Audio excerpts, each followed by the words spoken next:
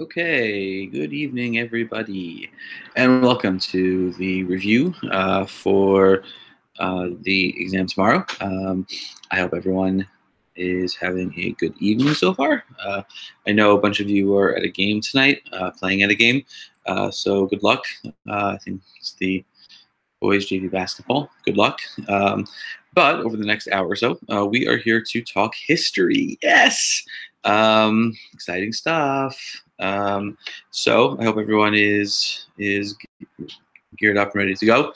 I hope everyone has questions. Let me just talk for a couple of minutes, or just for a minute or two, about the uh, exam itself. Just to review, I know.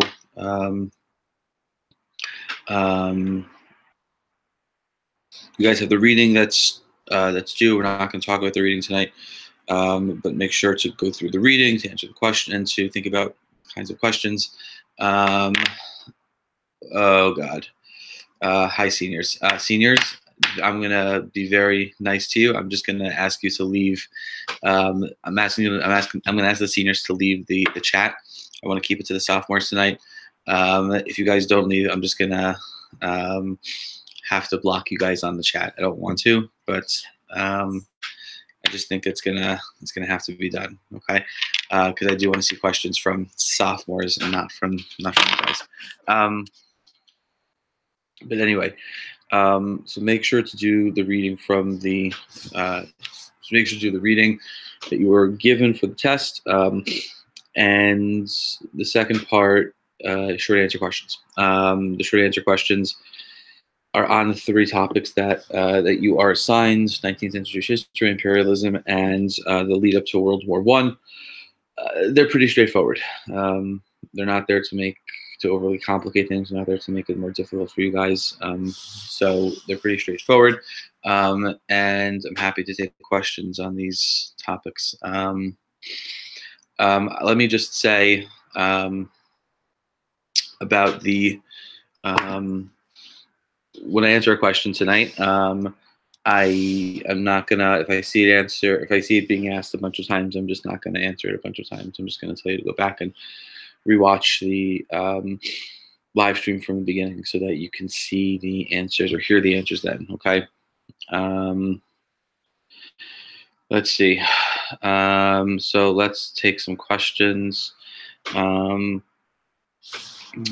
Start from Shira. Does John Locke say that Jews should have rights? They should put France over religion? No. We didn't talk about John Locke in terms of the Jewish emancipation whatsoever. Okay. Let's see. From Brian. What are Joseph Chamberlain's views on imperialism? So this is the source that that each of the classes read. So his views are pro-imperialistic. Chamberlain takes a pro-imperialistic point of view. He sees imperialism as a good force, as a necessary force for both England and for the imperialized nations. He talks about a couple of examples. He mentions India. He mentions Egypt, but his prime focus is on Uganda, where he talks about the fact that Uganda has tremendous resources, but they haven't been able to do anything with those resources, and it's up to England to take up those resources and actually make something out of them. And that's something that England can do. That's something that England should be doing, and that's something that he views as necessary for the good not only of Uganda but for England. Remember, he's talking to the West Birmingham Relief Association, so he's talking to the workers of England. He sees imperialism as something positive for England and for the workers of England. Okay.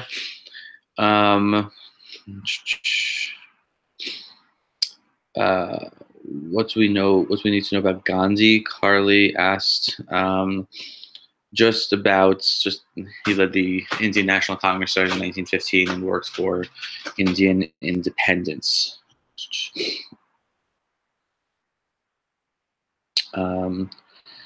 All right, from Kayla, is India that we read about in the textbook just another example of imperialism? Yes, it's a specific example of British imperialism, and there may be a question asking you to compare England's imperialism in India to that of Africa. I don't know, maybe just a good question that you guys should think about as you look at and study imperialism.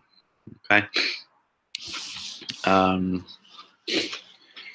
Let's see. For the World War section of the test, is that just from the video and from the textbook from Zach Gold? Yes, it was. So from Zaria. Please explain the Rothschild involvement in the Damascus affair. The Rothschilds were wealthy Jewish bankers. They had contacts, political contacts all throughout Europe.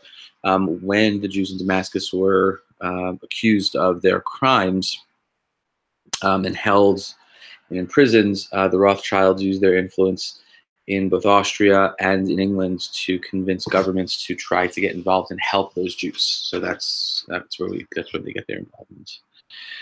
From Shaya, hey Doc, what's up, Shaya? Shout out to Shaya. Okay. From Nate, do we need to know the specific questions that Napoleon asked the Jews? Yeah, I mean, you should give a specific. I mean, if I ask you for a specific example to talk, then use that example and yeah, but you don't need to know every single detail, every single contour. That's just for the A-level classes. That's not for the H-level classes. We didn't get there for the H-level classes, or discuss that in H-level classes.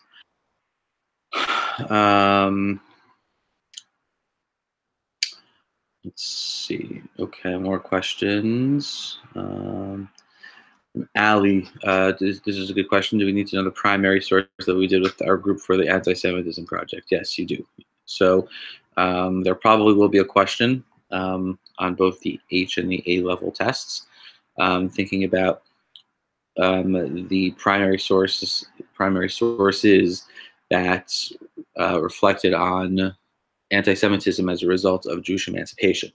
So obviously you don't need to know the sources that you didn't read, but you do need to know the sources that you did read, and you need to answer the sources or the questions based on the sources that you do have and that you did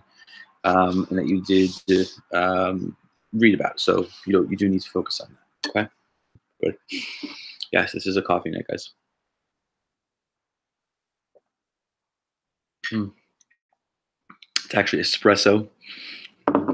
Double espresso, 2 shots of espresso mixed with cold brewed coffee that's already mixed with almond milk. So you're talking about an insane amount of caffeine. Like, again, double shot of espresso, coffee mixed with almond milk. Like a double shot. Yeah, it's a double shot. Coffee mixed with almond milk. Double shot. That's me doing that. Mixed with, thank you, Jesse. Mixed with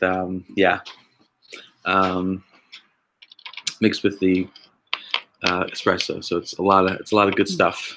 It's a lot of good stuff. Okay.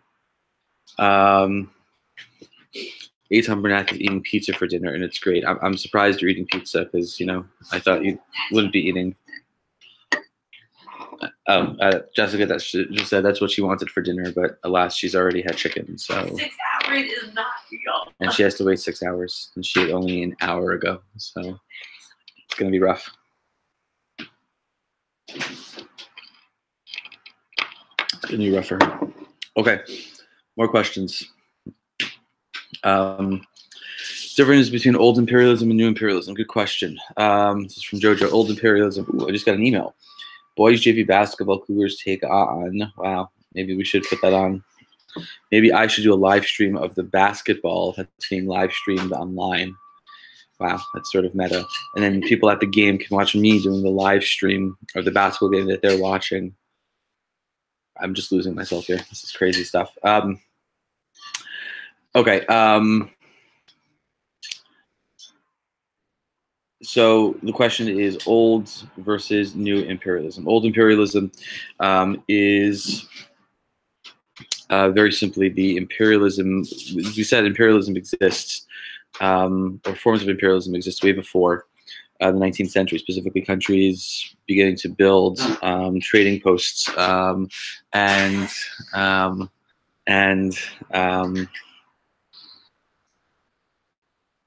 you okay there, Jesse? You're good there? Okay.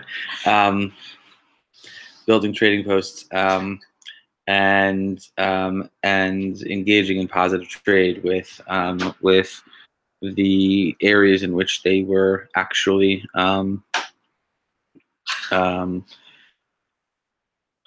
visiting or setting up trading posts. They weren't looking to conquer; they weren't looking for conquest, but they were looking simply to be there to trade. That's not the case with. You okay? That's not the case with. You sure? Okay. That's not the case with New Imperialism. New Imperialism is looking for conquest. They're looking to exploit. They're looking to exploit the land. They're looking to take over the land. They're looking to become in total and complete control. And that's one of the ways in which New Imperialism and Old Imperialism are different. Okay, more questions. Oh, we're up to 38 watching now. I wonder whether we can top the number of people watching the live stream of the game tonight. So let's try to get there.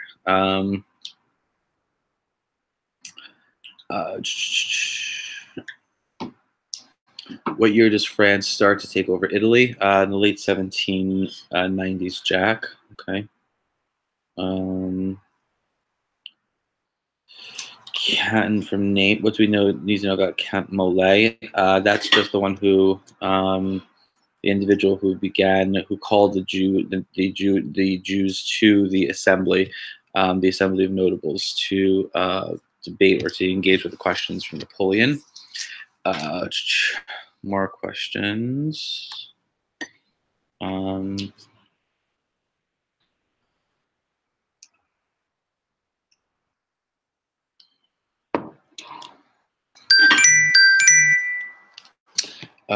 Sorry, text messages. Yeah, crazy stuff. Mr. Castor, Mrs. Feldman, text messages. Okay, let's see more questions. Do we need to know specifics about World War I, for example, about America joining the war? No, we don't need to. That's not going to be part of the test, Lisa. From Zaria, why were the Jews living in Italy, living in ghettos after the Batavian National Assembly? Well, first of all, Zaria, the Batavian National Assembly was the name of the government or the name of the legislature that was given to the the Netherlands, not to Italy. And in Italy, the Jews, beginning in the early, or at least in Rome, in the early 19th century, were not living in ghettos after the National Assembly in Rome declared that ghettos were illegal. Okay.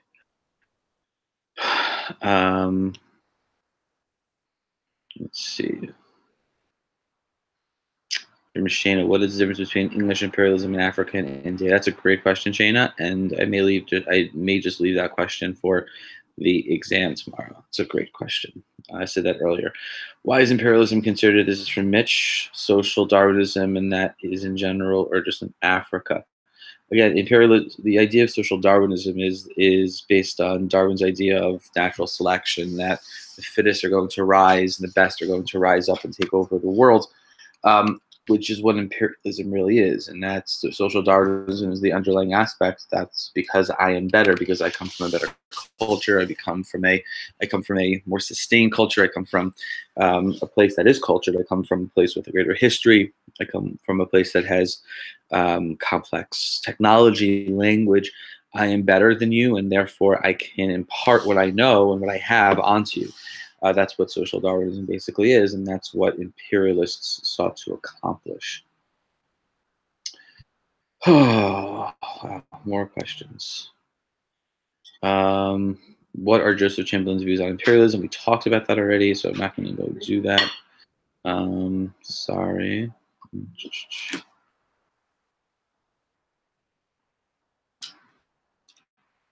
Do we need to know which countries were in which alliance, different alliances, how they changed? Yes, that is absolutely part of it. We definitely need to know that. For the First World War, no. This is for both. This is especially for the honors class. There's nothing in the test about the only thing in the war is the key aspects of the war you need to know is the lead up, the causes. After the breakout of the war itself, I'm not covering on the exam. Okay. All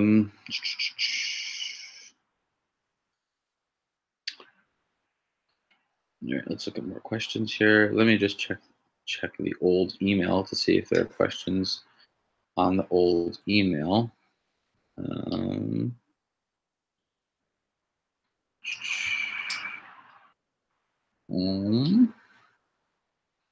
No questions on the old email.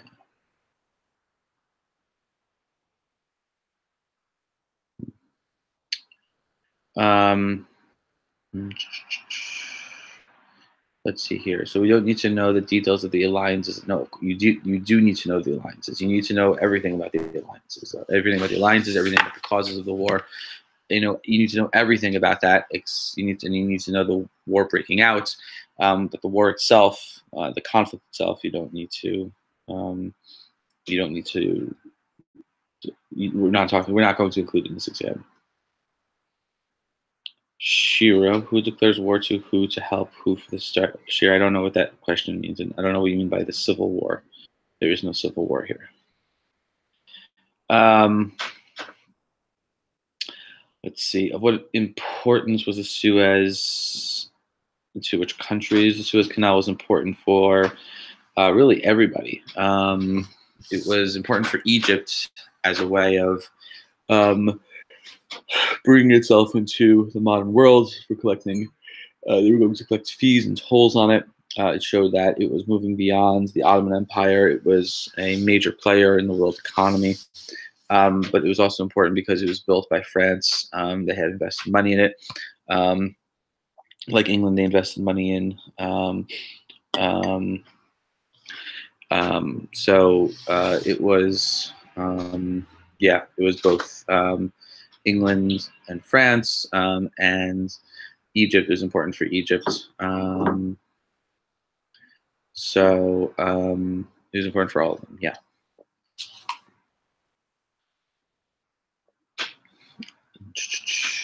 Let's see. Yes, you need to know who declared war on who. That's all important.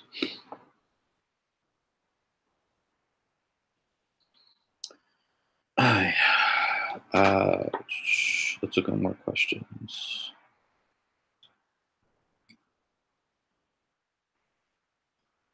Who was aligned with who and who declared war on who? So that's complicated. 1813 first after the first quarter. Thank you, Brian, for keeping that up. That's important.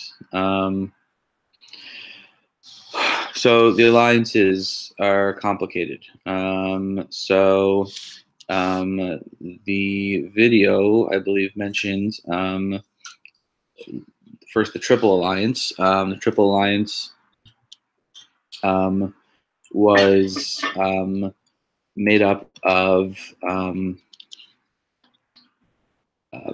Germany, Austria, and Italy. That was created first in 1879 with the dual alliance between Germany and Austria-Hungary.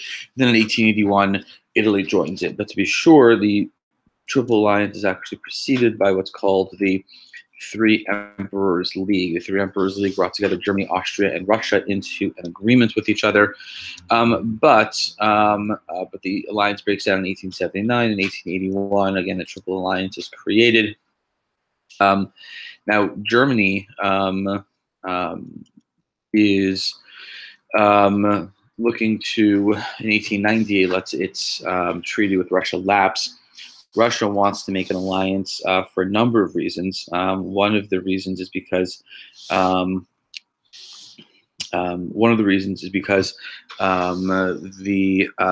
Russians are looking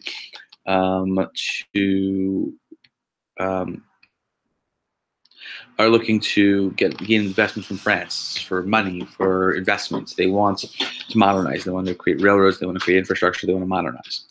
And so they're looking not just for a military partnership, but they're looking for a strategic partner for their economy also. So they turn to France as their military partner, and so that begins what we call the Entente. Now, England was the last to come to this agreement before 1902. Britain enjoyed what it called its policy of splendid isolation.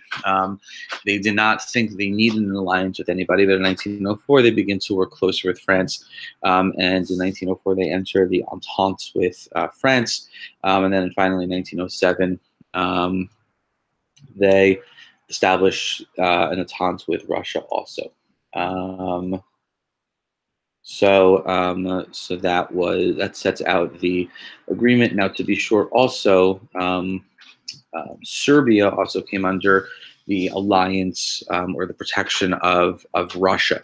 And so that was a big deal after the Austro-Hungarians decided that they were going to take over Bosnia and Herzegovina for their own. And as I'm sure it was mentioned, when Russia wants to take over the Dardanelles, that very small piece of waterway that leads to the Aegean Sea, when the English and the French block the Russian control, the Austro-Hungarians were sitting nice there with Bosnia and Herzegovina under their control, and Russia was not happy.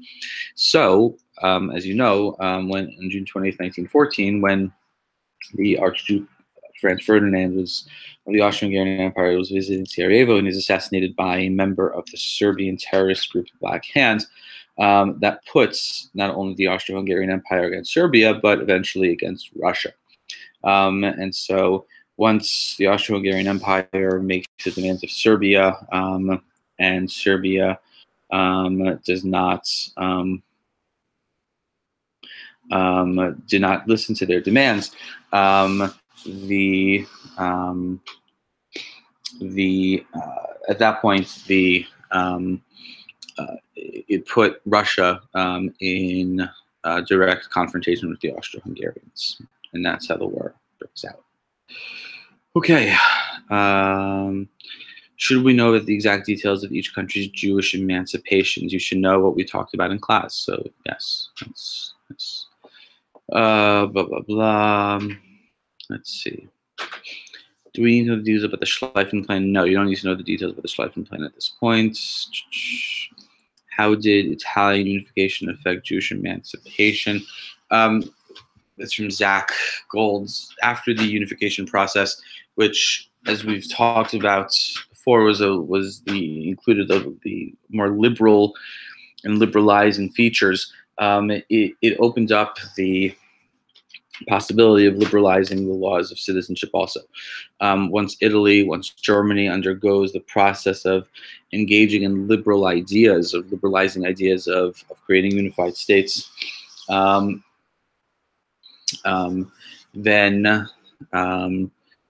it includes a place for the Jews. Let's see.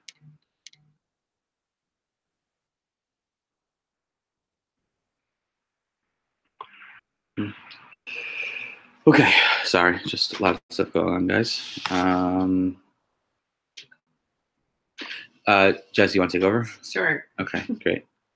I'm someone who confuses the two world wars.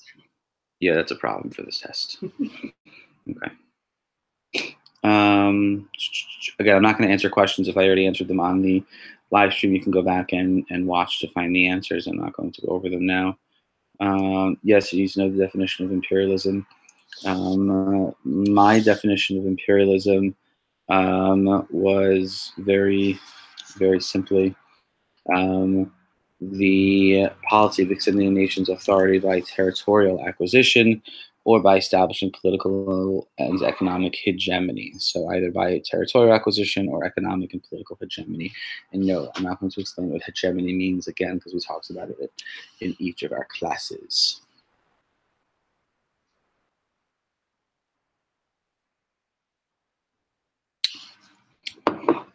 How many questions are going to be on the test?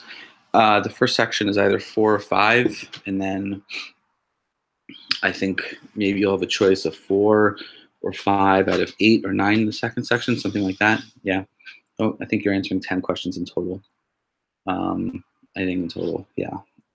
Oh, this is important actually. For tomorrow, let me just get this email up. Sorry, hold on one second. I'm just going to get an email up here. This is just important in terms of where we're taking the test tomorrow. And let's see, blah, blah, blah. Here, okay. So 10A5, I think we mentioned this in class. Today, you're taking the test in the iLab. So we all start period 3, and then those who have extra time will continue to period 4 in the iLab, I think. 10A1, period 6, we're going to be in our classroom tomorrow during period 6. Those who have extra time will start period 5 in our regular classroom. Okay, and then 10H2, we are going to be taking the exam in the iLab beginning in 10th period. Those with extra time will come to the iLab in the middle of 10th period. We're going to be taking it with Dr. Froehlich's class. So you'll come to the iLab, and then during 11th period, we'll just continue in the iLab also. Okay, excellent. Okay. All right. Okay. Wow, seniors, I honestly can't believe you guys have nothing else to do tonight than to hang out on a live stream for the 10th grade. How in depth should we know about Abbé Marie, Count of Clermont, and Monsieur the Count of... you guys should know these sources in somewhat detail. Understand the arguments they made, understand what they're trying to achieve, what they're getting for. The questions are broad enough that they'll provide for you it'll provide a broad enough context for you to answer the questions, and you will have to answer questions on these sources tomorrow, probably. Okay.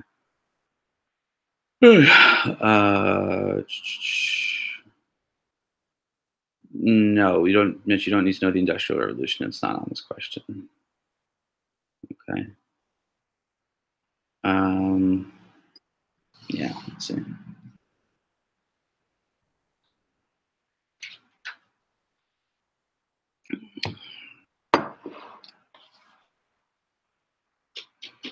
Blah, blah, blah. From Zaria, did Belgium join the war after Germany went through their country, therefore violating the neutrality?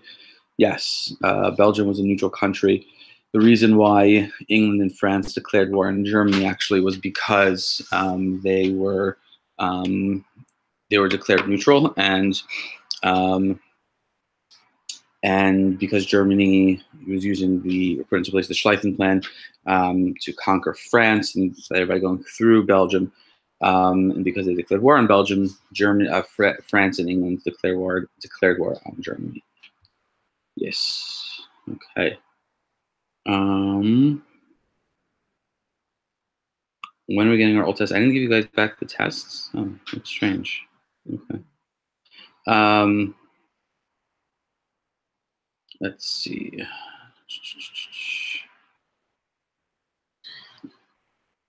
All right.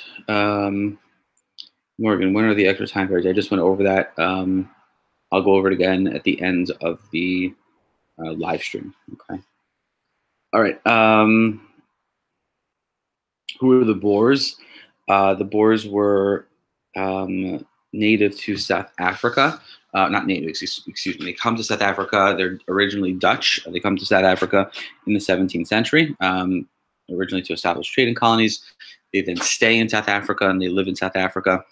And they take over large areas of land. They come into conflict with the British during the 19th century after the discovery of diamonds and then gold in South Africa. They begin to fight, actually, militarily.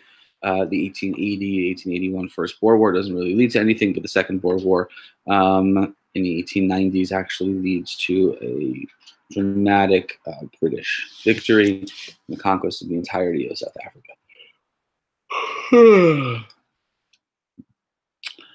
Who was the Schleifen plan named after? Elon Katz.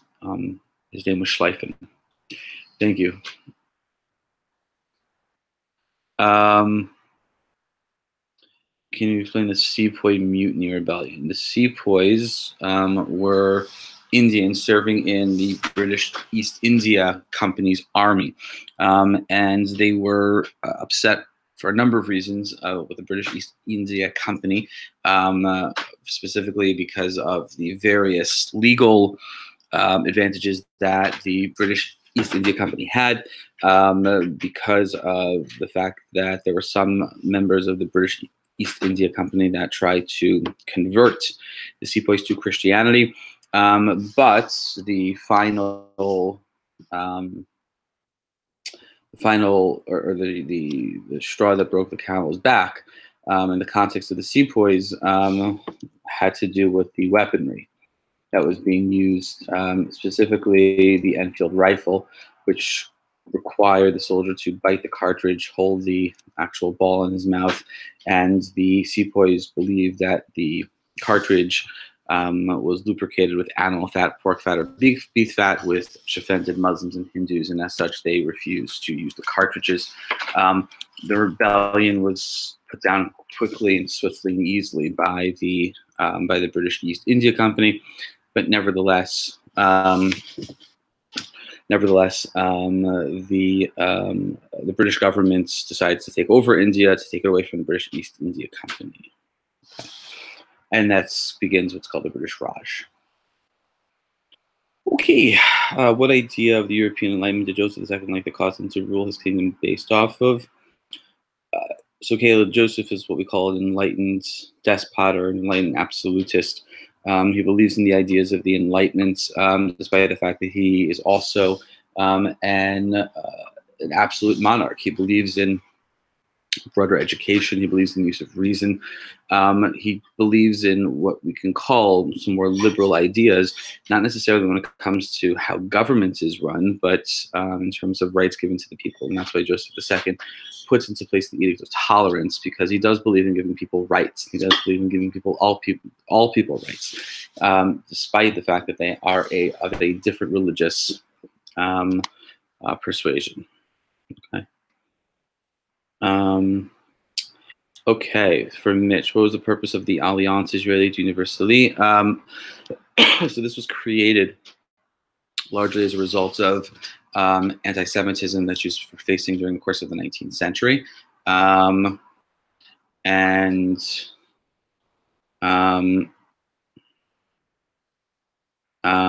as such,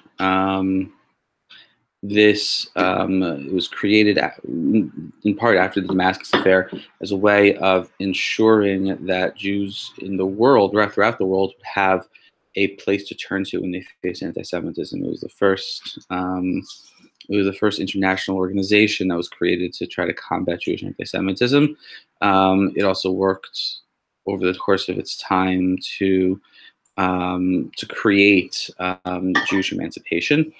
That being said, the focal point changed over the course of its time, so that by the 1880s and 1890s, its prime mission was actually to educate and set up schools, and that's something that it does well into the 20th century.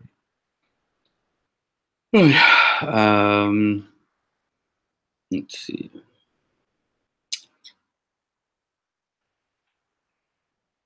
What were the main countries we learned in the Jewish emancipation? We talked about the Netherlands, Italy, Germany, and I think that is in France, obviously. I think that's it in terms of, we talked about Joseph II. I think that's pretty much it.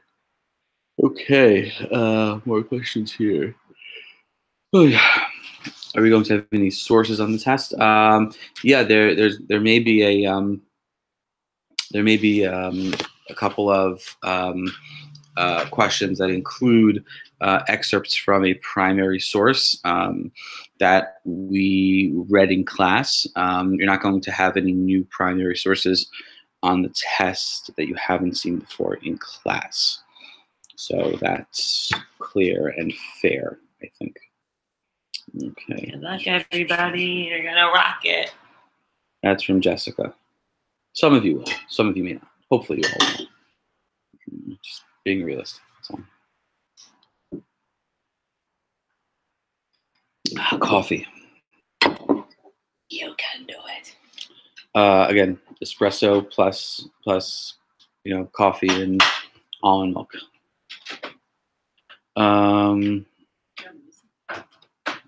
What? It's early still. Plans to go for a couple of hours at least. So it's 8:35. I'm doing this for 35 minutes. My guess is that we're going to do this at least until midnight, just to make sure we can get to all the questions. Okay, more questions. So the questions are just piling up. This is crazy.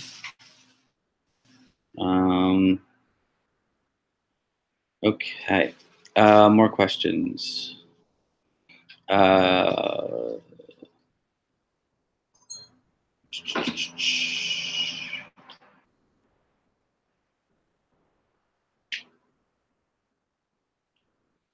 Did that.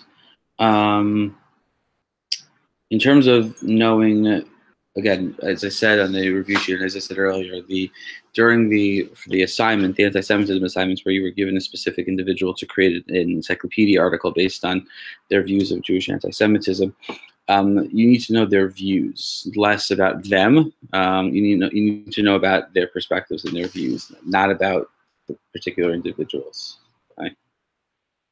Okay. Okay.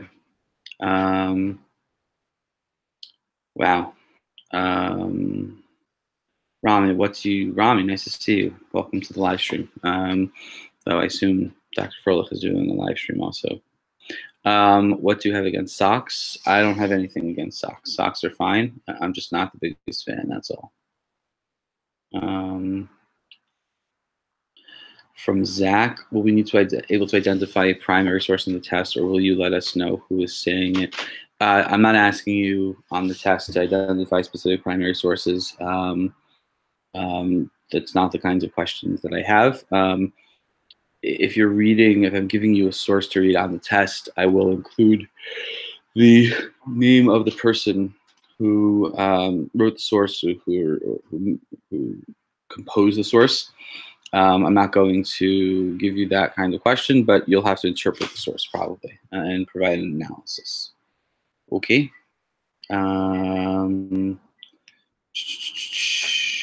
Okay, let's see. What was the role of Serf Bear and who was he involved in? Serf Bear was involved in, he was the leader of the Jews of France, specifically of Alsace. He works specifically with both Moses Mendelssohn as well as Christian van Dam to help the Jews of France. He turns to Mendelssohn. Mendelssohn himself turns to Van Dam to help the Jews specifically of France. As we said, they face opposition from various sources, J.D. Michaelis in the 1780s. And as we said, obviously, again, that this issue continues to be a live issue in France into the 1790s. It doesn't just end or die in the 1780s. Okay? Oh, yeah.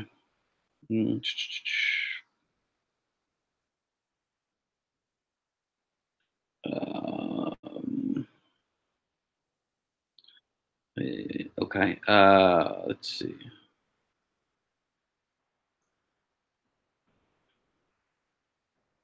More substantive questions.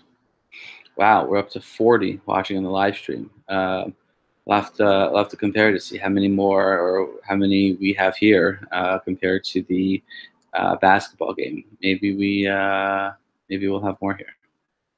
We'll see. Okay. We have to know all the people's names. You have to know the people who we talked about and who we studied. Yes, you need to know their names. This is from Mary. The Jews should be denied everything as a nation, but granted everything as individuals. What does this mean? That's a great question, Mary. I don't know. Maybe I'll give that in the test tomorrow. I think it's a good idea. Yeah, maybe I'll include the question of what does that mean, and on the test. So I like that idea. Very good. Okay. Let's see. Do we need to know specific years, Shira? Yes, you need to know specific years. If you don't know what the years are, then you will lose many, many points, and that will be the end of the test. From Mary, the university was originally created to protect Jews worldwide. I answered that already. You can go back to the video and see that. Wow. The basketball game has 350 right now. Well, we need to do better than that. I'm just saying.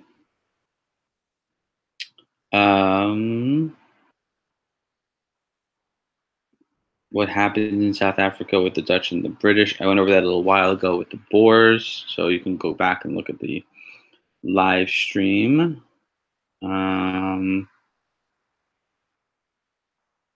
Let's see. Emancipation in India, not emancipation. Imperialism in India. Let's see. British imperialism in India begins with the British East India Company. They take over India, large chunks of India. Already beginning in the 17th century, the British East India Company runs India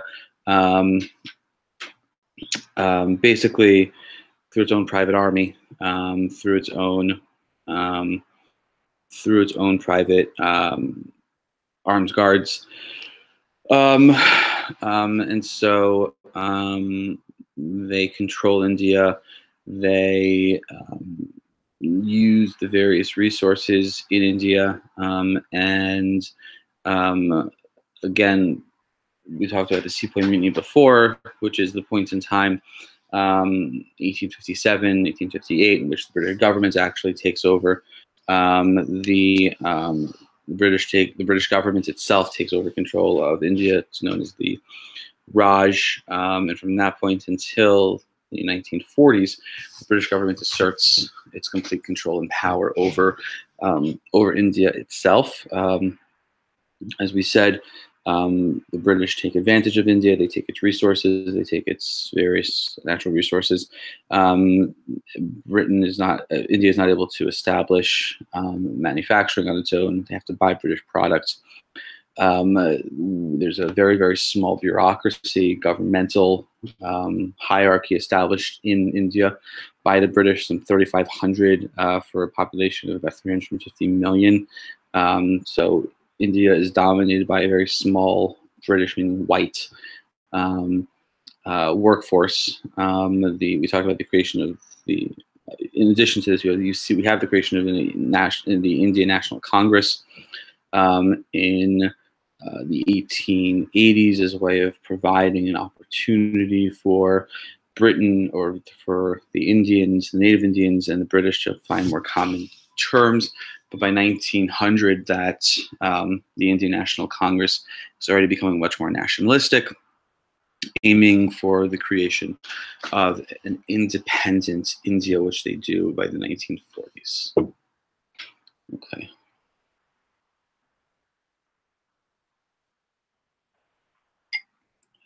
Okay, let's check out more questions.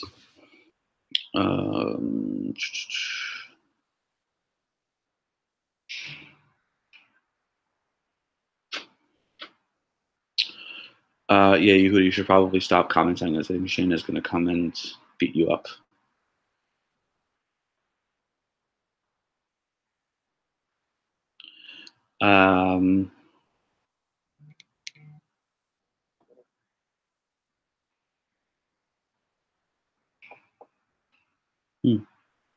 Interesting.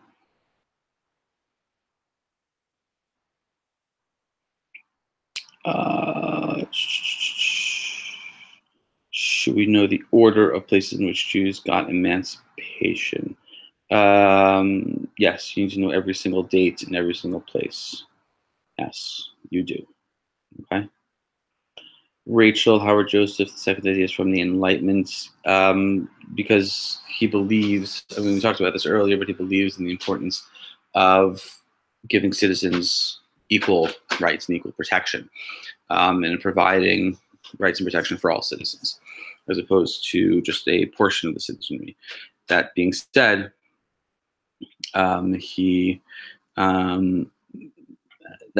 he doesn't believe in the change of government or governmental control to a more democratic form of government, which many of the enlightened figures do believe in.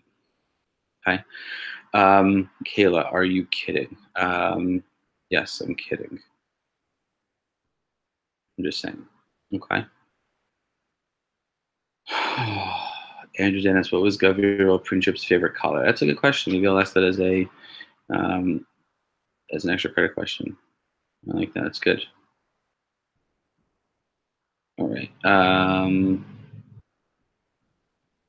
Why is Jewish emancipation an external and an internal process?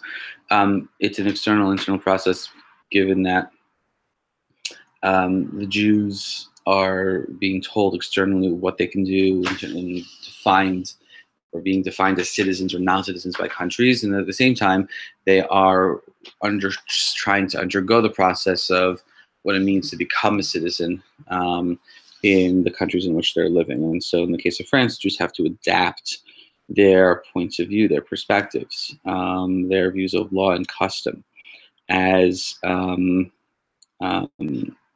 are being granted aspects of citizenship. And so you have both an internal and an external process for Jews becoming citizens. Okay. Let's see. Ahuva, can you please explain the spark of the First World War? The spark of the First World War, we did go over before, is the assassination of Archduke Franz Ferdinand of Austria by Gavril Princip, who was the member of the Black Hand, Serbian nationalistic terrorist group, and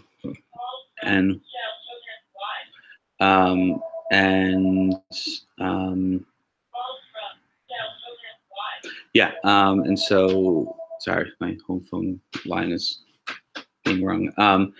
And so, that's the initial spark, because that leads to a standoff between Austria and Serbia, and then that leads to a standoff between Russia and Austria. Okay. Besides Dreyfus, was there any significant Jewish stuff related to World War I? No, there was not. There was not.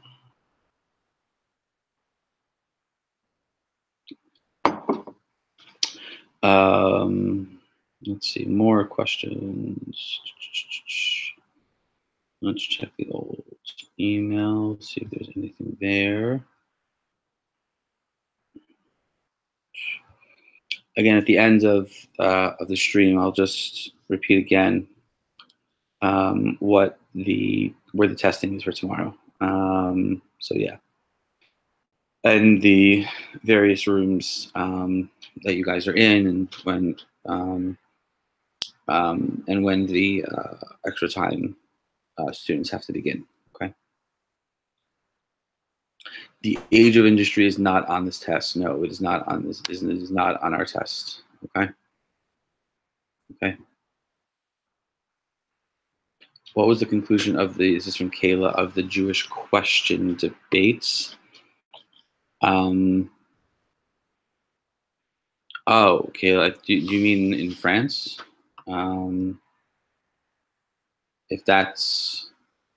If you mean in France, then in 1790, we said the Jews from Spain and from Avignon are given the they're given their emancipation. They're given their emancipation because they're seen as much more French, the Jews who are there and who were there in places like Alsace and Lorraine for a much longer period of time. And then in 1791, September 1791, all Jews in France are given their emancipation. Okay. Let's see. Any more substantive questions? All right. I'm going to start blocking the or putting users in timeouts. I'm just saying. Let's see.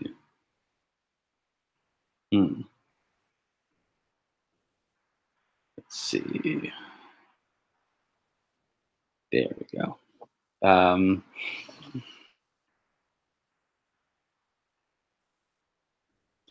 Okay.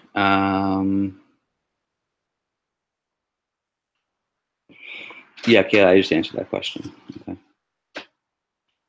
Naftali Hertz Vesely from the Hoover. So,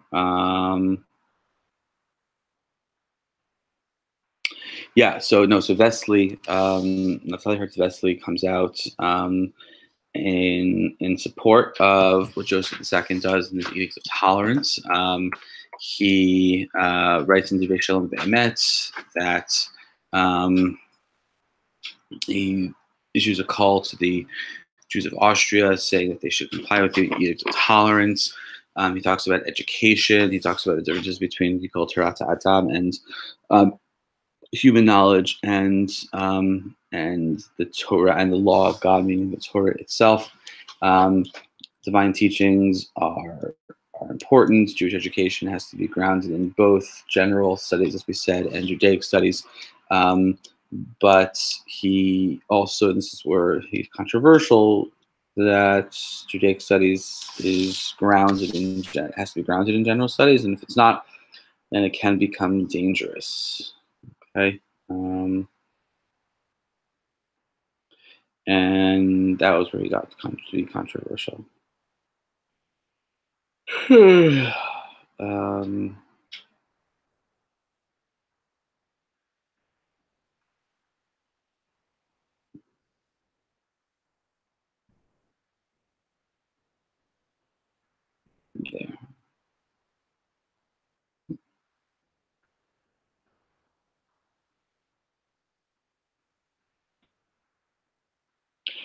Shannon, can you please repeat the question of the countries that we learned about, countries that we learned about that did not get emancipated? I did that a couple of minutes ago, so you can go back and watch again.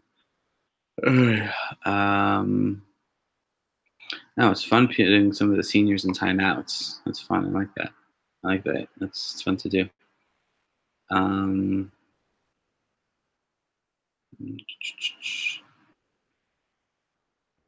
More questions here.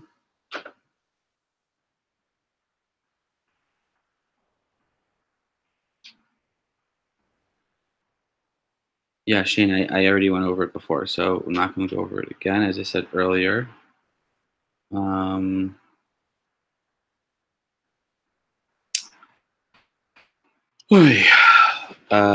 was the effect of the article written by Emile Zola? So we talked about, we just mentioned the fact that Zola's article really pushed the limelight or the public's eye into in regards to Dreyfus. It kept the debate going. It charged the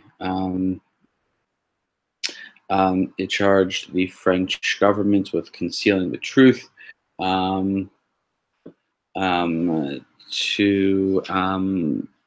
to covering up what it had done, for not being open and clear.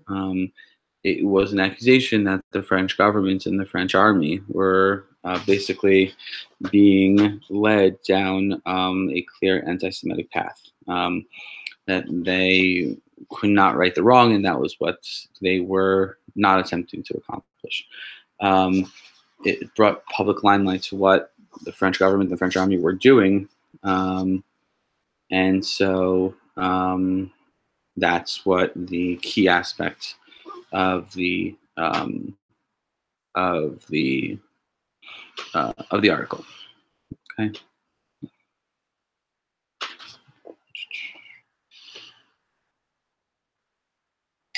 Can you go over the Edict of Tolerance?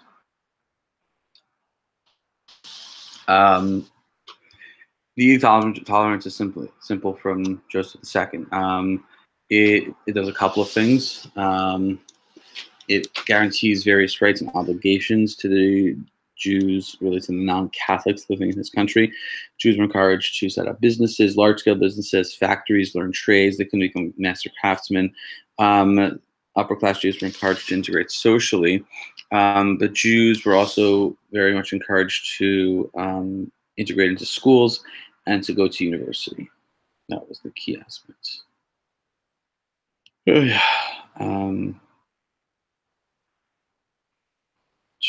Let's see. Okay. Nate is asking, what do we need to know about Africa? That's a very broad question. All right. Let's see.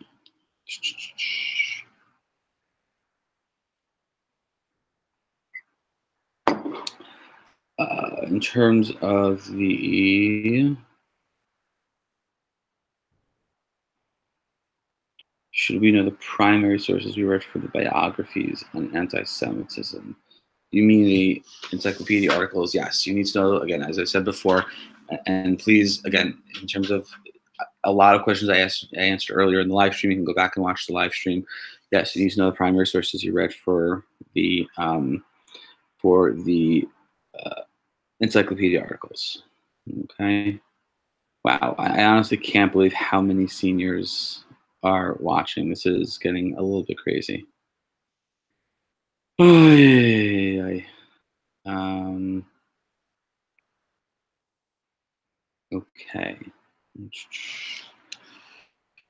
Oh, blah, blah, blah. Let's check out some more questions here.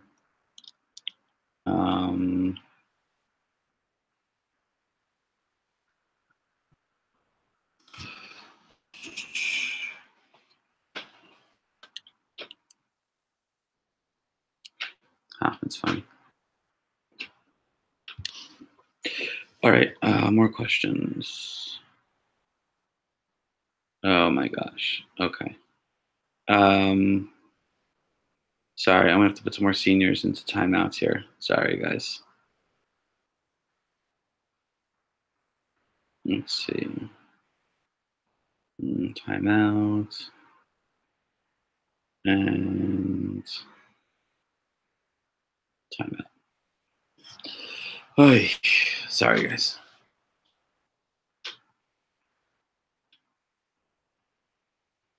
And timeout.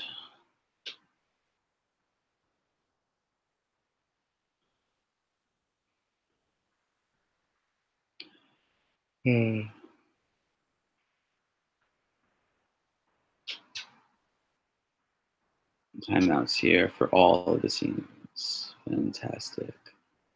Okay, let's see, more questions here. More questions. Don't you feel powerful? No, I don't feel powerful, but it's getting a little bit frustrating with the seniors. Okay. No, Rami, that's strange. We're not going to do that. Okay. Let's see. Please answer my question from Shayna. Which question is that, Shayna? And if I answered it earlier in the live stream, then we're not going to answer it. Okay.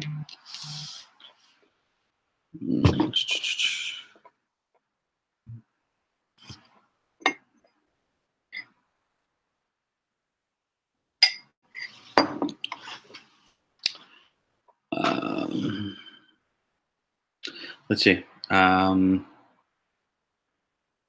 Do the Brits resell the materials to the Africans for more money? Yes, always. Can I go over Germany and the control of France during emancipation in Prussia? I'm not going over all of the notes again. No, that I'm not going to do. I'm not reteaching. The point of the review is not to reteach everything. I'm sorry, guys. I can go over, if you have very pointed questions, I'm happy to try to go over that, but I'm not going to. Oh my gosh, Alex, you're killing me here. I'm sorry.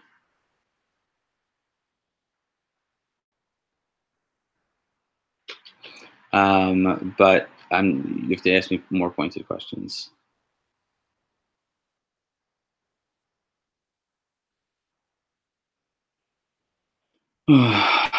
Okay, some more substantive questions here, guys. Let's see.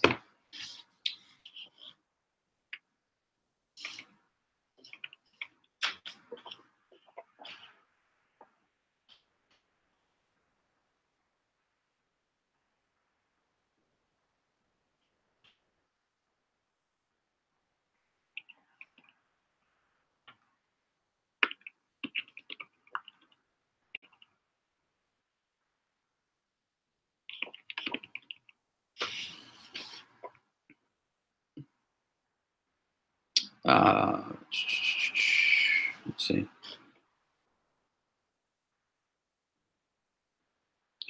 Hoover, can I go over the British Parliament rules? India, I entered that a little while ago. I'm not going to go over that again.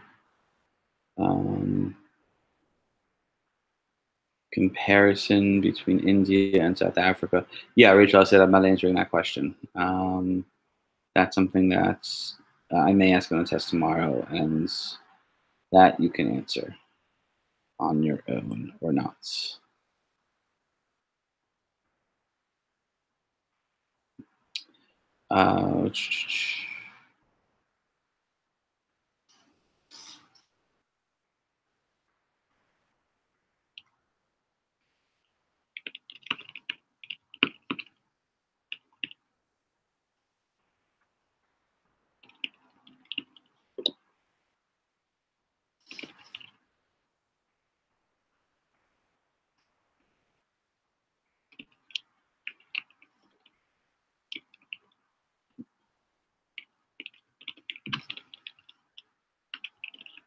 Okay, let's see. Sorry. Whole bunch of stuff going on here.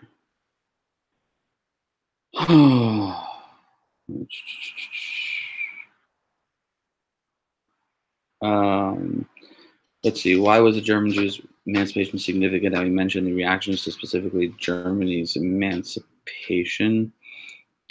I'm not really sure which reactions we talked about, meaning some of the primary sources that some of you read were specifically reacting to Germany, but the process of emancipation of the Jews was a long process, and it's differentiated between the East with Prussia and the West. Prussia emancipates the Jews in March of 1812. It gives them various citizenship. It also requires Jews to engage in various civic activities, army service. They have to pay taxes.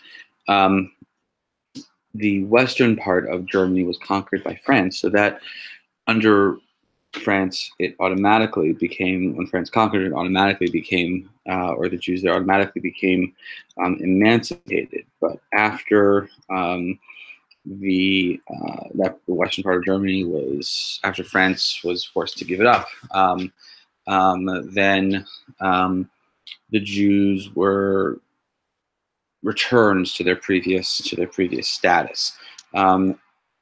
And it takes until really the beginning of 1848 for German states to begin the process of proclaiming emancipation. And in the initial, I guess it's called the Constitution of Germany, or the fundamental rights of the German people, that religion does not diminish civic obligations, meaning that everyone who lives in Germany, who's of a different religious perspective, is nevertheless still included in this. Even if they're practicing Judaism or other forms of religion, they are given the right of citizenship. Oy. Um,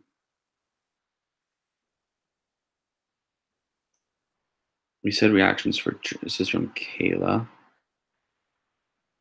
We said reactions for German emancipation was drivers for Damascus affair, rise of alliance.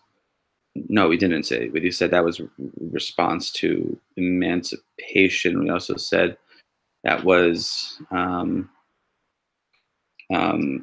the. We also said that was the anti-Semitism of the 19th century. We didn't say it was specifically for German emancipation. We talked about it after German emancipation, but we didn't talk about it specifically as a reaction to German emancipation. Okay, what do we know about the Allianz? We talked about the Allianz before, so I'm not going to go over it.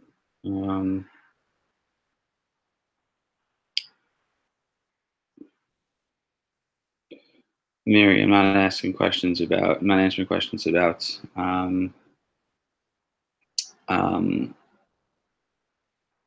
reading. Was Napoleon's defeated by Italy? When Napoleon was defeated and no longer unified, yes, the Jews did lose, meaning the time between defeat of Napoleon and Italian unification. The Jews in Italy did in fact lose their emancipation. Okay.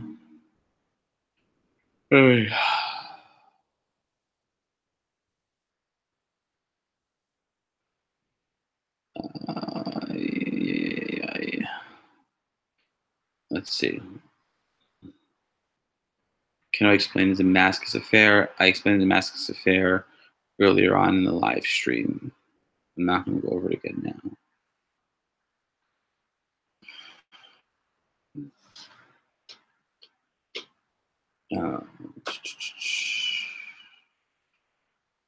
What are the questions on the test? That's a great question, Brian, and I think I will start to answer those questions very soon.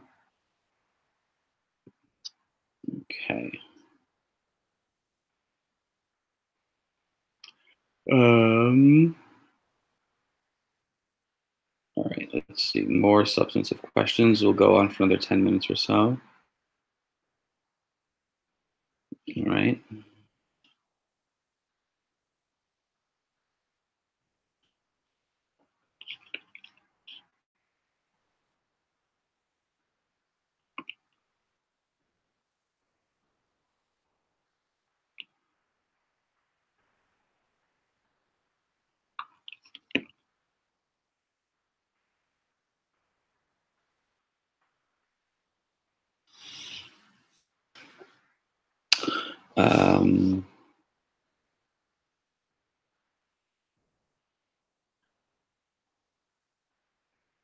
Let's see.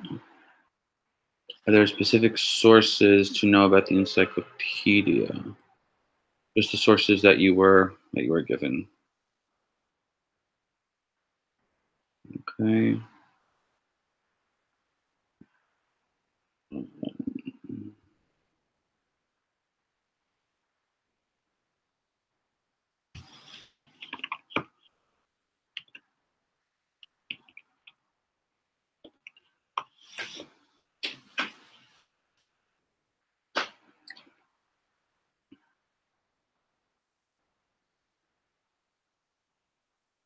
All right. Any more substantive questions here? Can explain old imperialism. We talked about old imperialism and new imperialism before a little while ago. Emancipation for Netherlands, Italy, Germany, and Russia. Yeah, that's for the honors class. For the non-honors class, we didn't talk about Russia. But yes.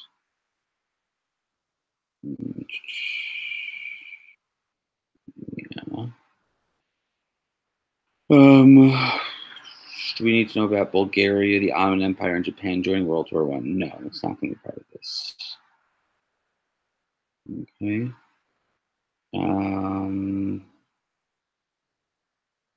Zach Gold, what's libel? I don't know what that question means.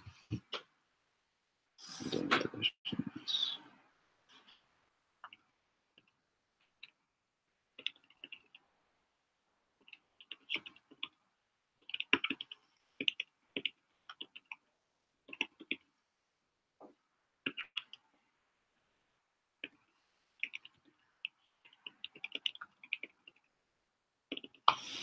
All right. Yes, Zola is tried for libel. Yes. What is libel? Oh, libel is when you make public statements, false statements about somebody in public, and that's what he was accused of. He was accused of making false statements about the government in a public domain. Okay. Rachel, again, should we know all the sources for the encyclopedia, or just know the one that you were specifically assigned to? You are not responsible, again, for the encyclopedia. When you have to write the encyclopedia article, you are you're only responsible for the source that you were assigned. That's the only one you were. That's the only source you were. In that sense, that's the only one you were responsible for. Let me just. I just want to again repeat the tests for the testing places for tomorrow. So we're all clear about this. For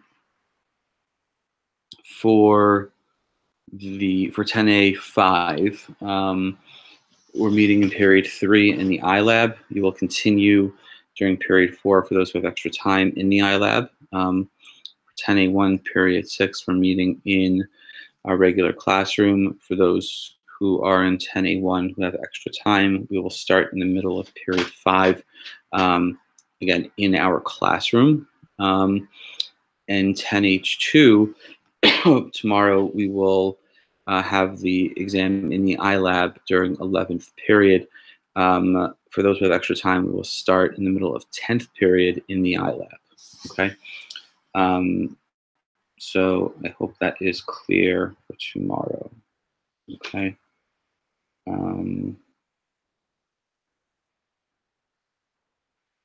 Okay.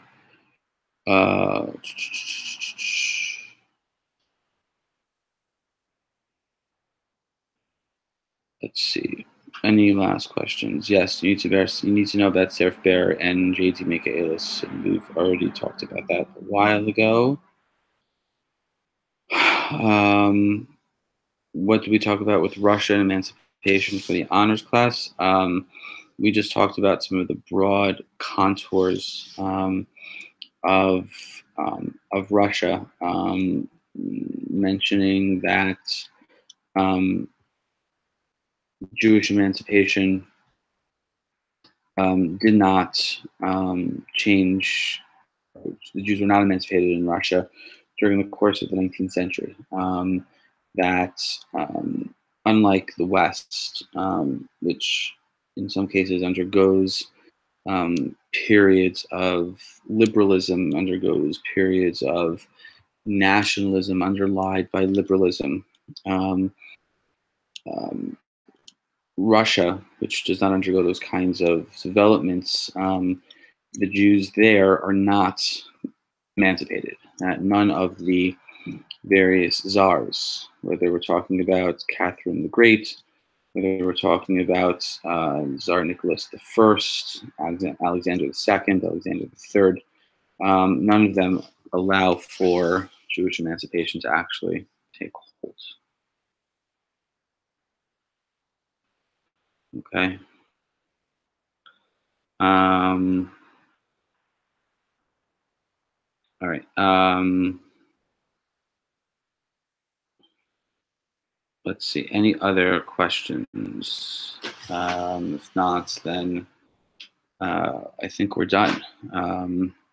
We got through a lot. Yeah, I'm not going over the extra time stuff again. I'm sorry. We went over that twice. If you have questions about it tomorrow, it'll be on the boards. I promise you. So I think that is it. I hope this was somewhat helpful. And yeah, I think we answered most of all of the questions in some way, shape, or form. So,